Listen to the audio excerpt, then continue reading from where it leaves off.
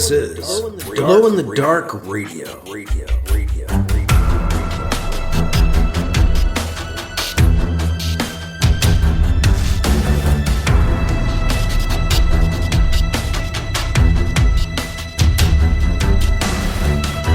The science fiction podcast with original independent science fiction written and performed by Mike Luoma, with music by Kevin MacLeod.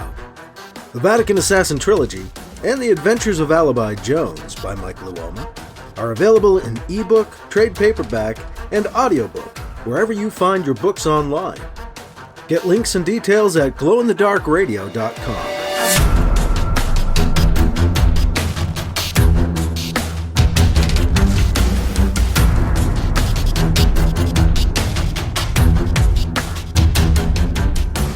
This is the Science Fiction Podcast, Glow in the Dark Radio.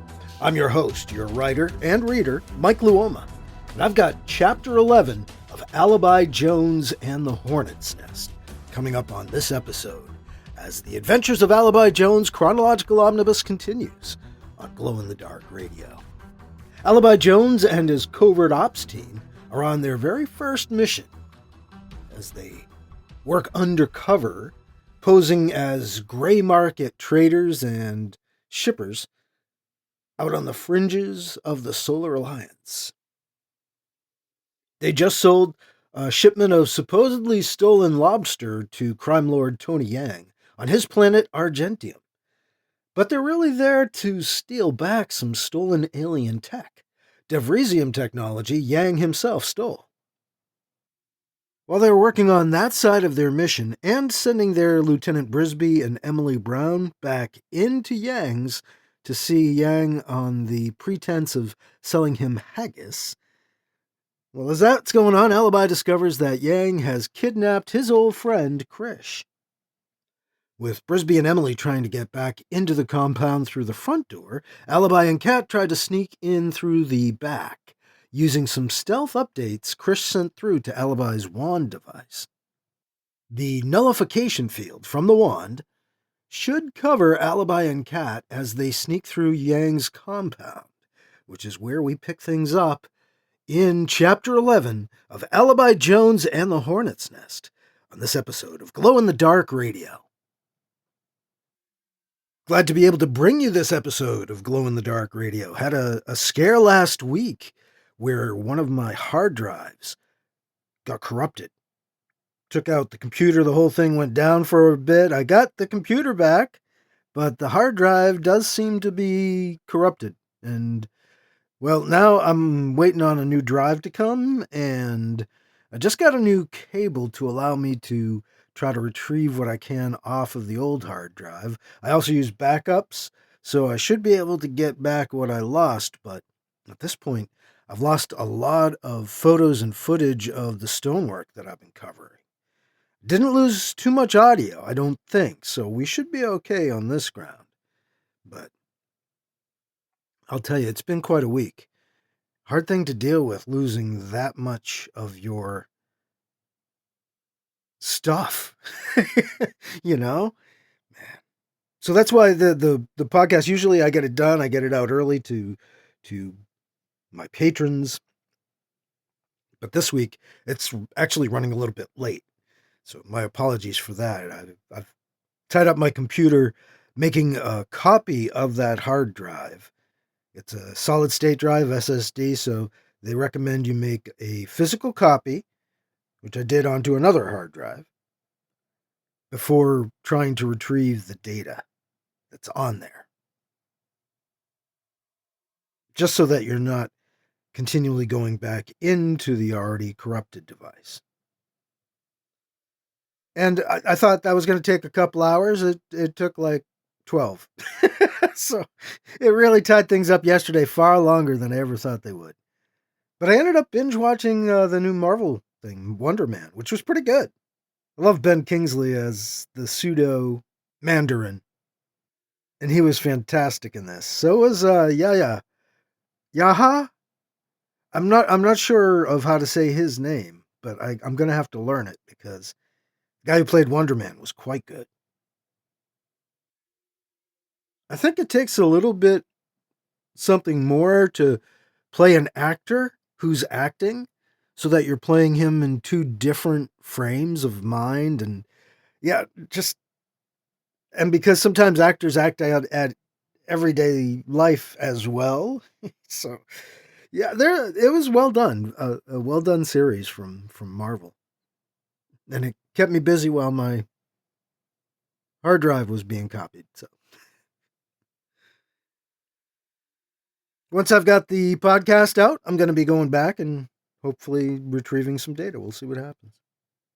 Wish me luck. Well, that's what I've been up to this week, so I don't have a whole lot of book news. We're going to get into our Chapter 11 of Alibi Jones and the Hornet's Nest next on Glow in the Dark Radio.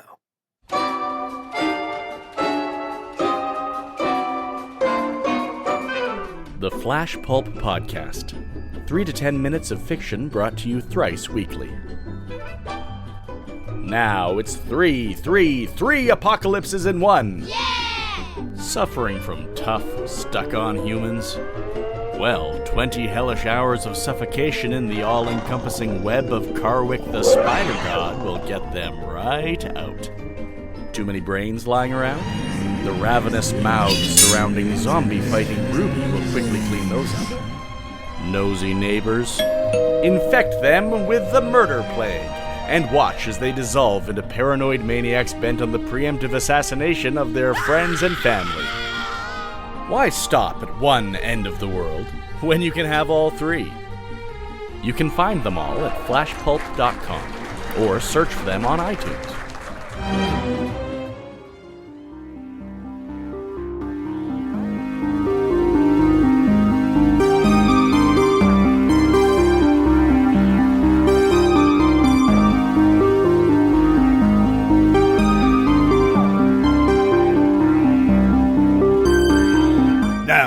Chapter 11 of Alibi Jones and the Hornet's Nest on Glow in the Dark Radio. Alibi and Kat continued to parallel the track of the transport as it rolled through the dark up to the manor. The vehicle headed towards the loading dock.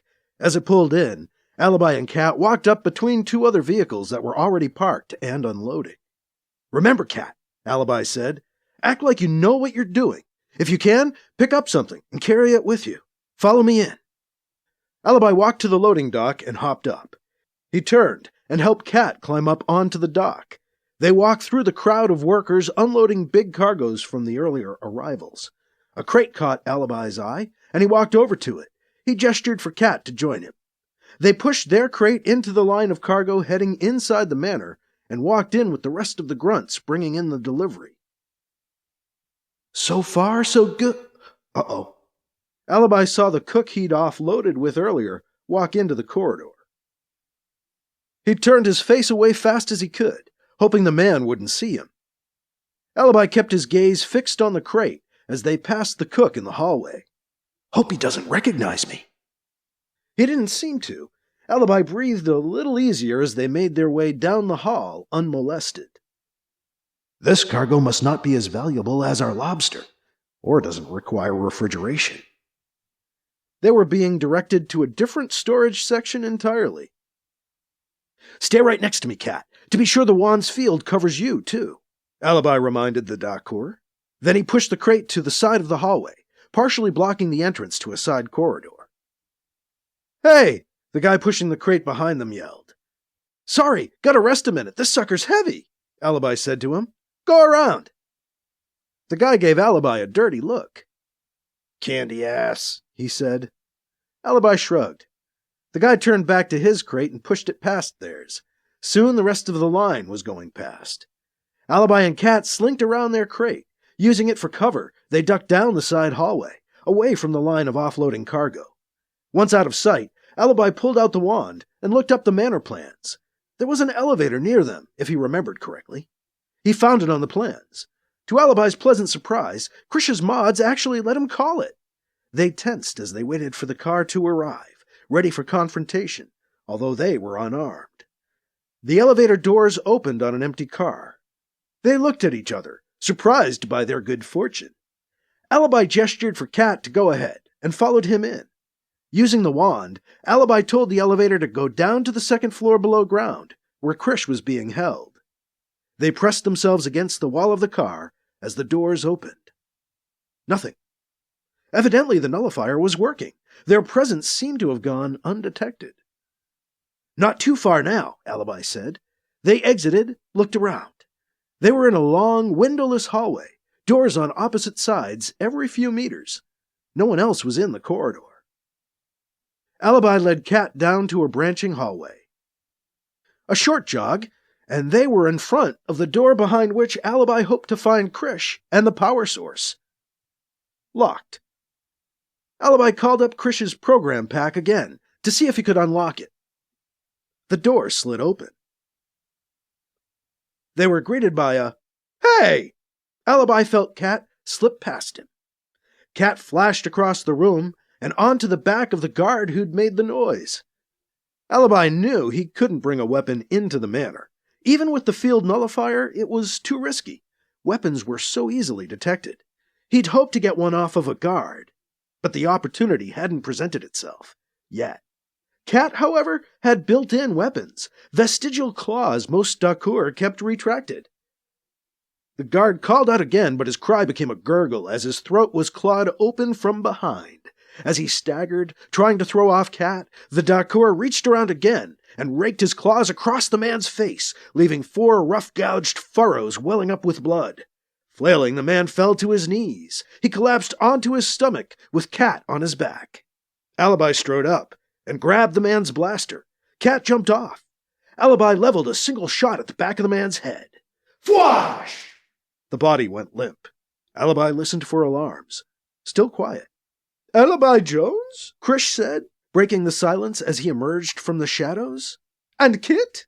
"Not Kit," Alibi said. "His brother, Katrafundler. Let's us call him Kat." "Kat? Hello," Krish said. "Katrafundler. I'm Dr. Krishnavarti. I let them call me Krish."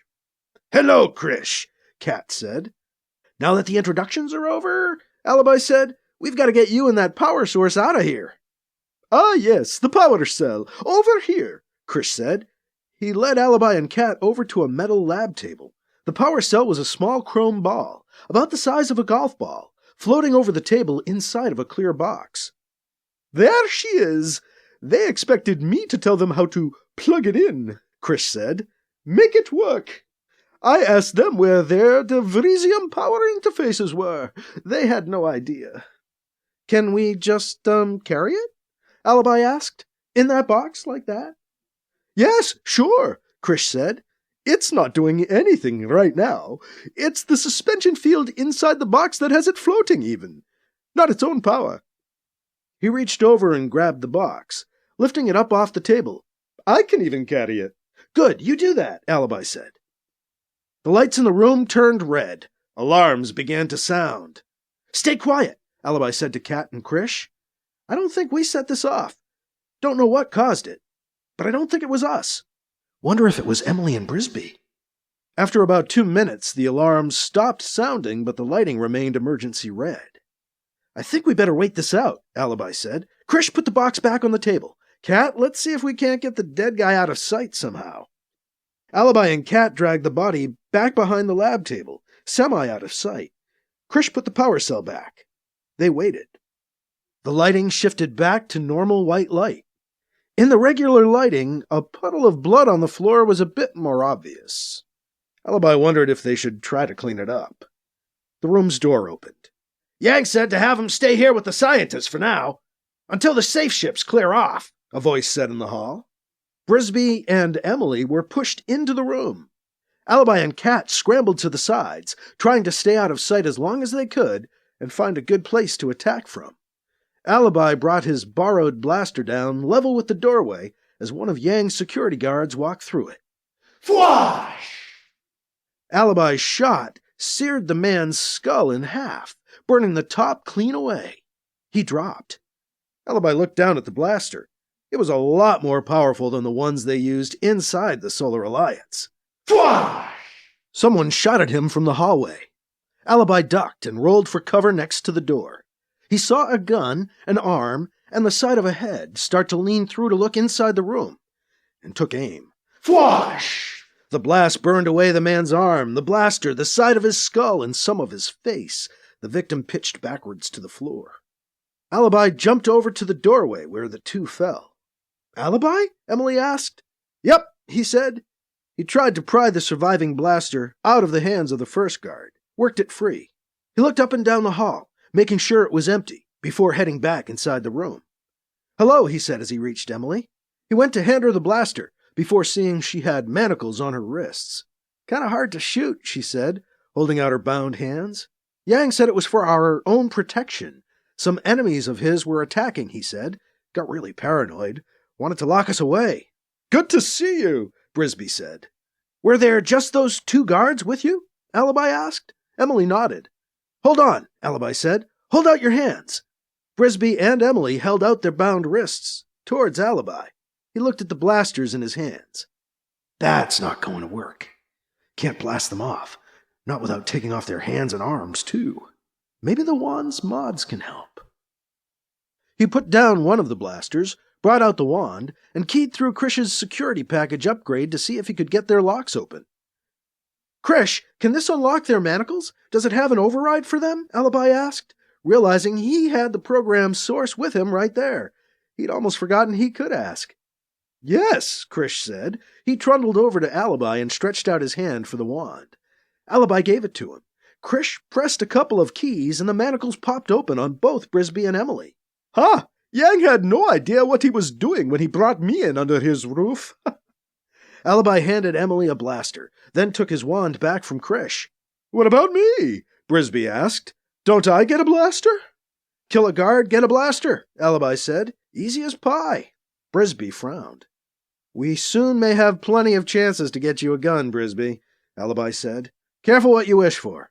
Hey, Krish, how large a field does this field nullifier mod create? Krish smiled. He remained silent, thinking. Krish? About 10 meters, he said. Give or take. Weird.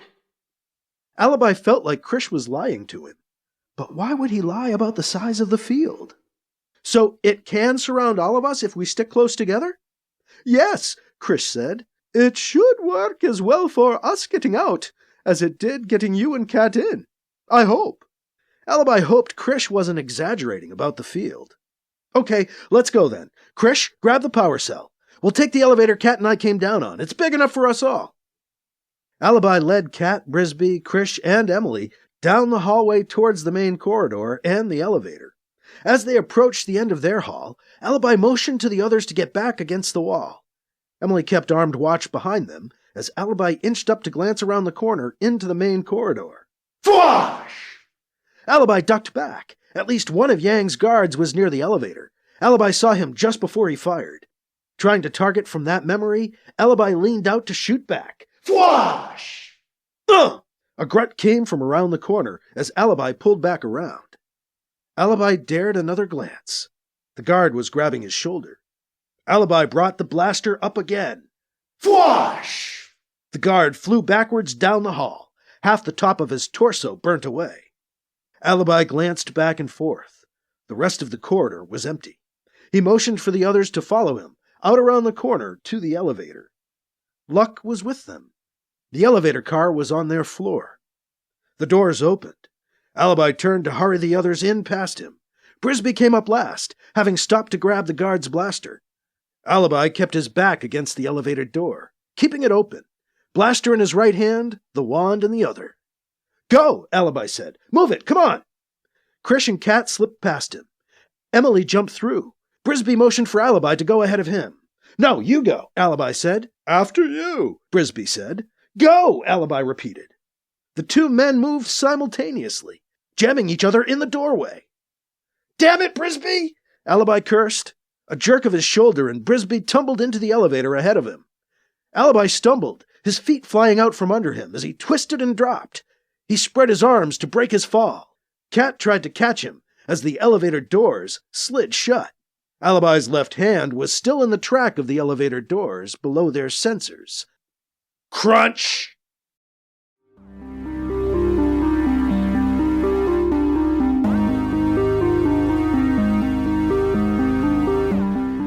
That was Chapter 11 of Alibi Jones and the Hornet's Nest on Glow-in-the-Dark Radio. Crunch. In the elevator door. That can't be good. A cliffhanger or elevator door cruncher ending, I suppose. Can Alibi and company escape Yang's mansion and compound? Can they get Krish out? Who set off the alarm if it wasn't Emily and Brisby? Were they already on to Alibi Jones? And that crunch.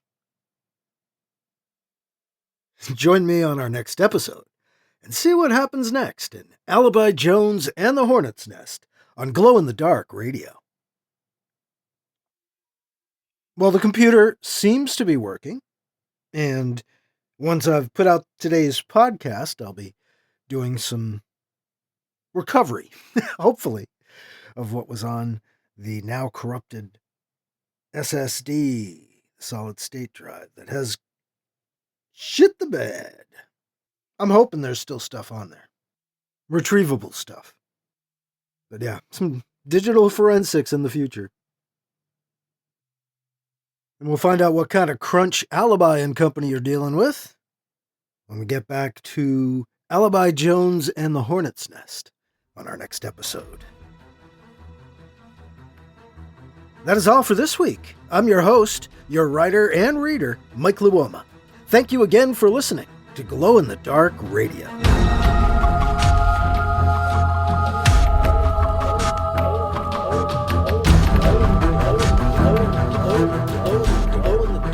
Glow-in-the-Dark Radio.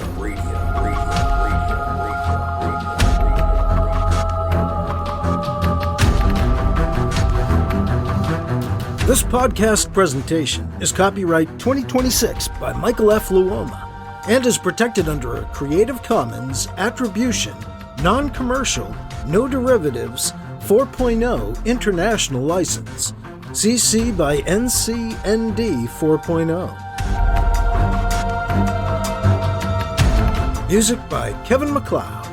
You can find his work at Incompetech.com.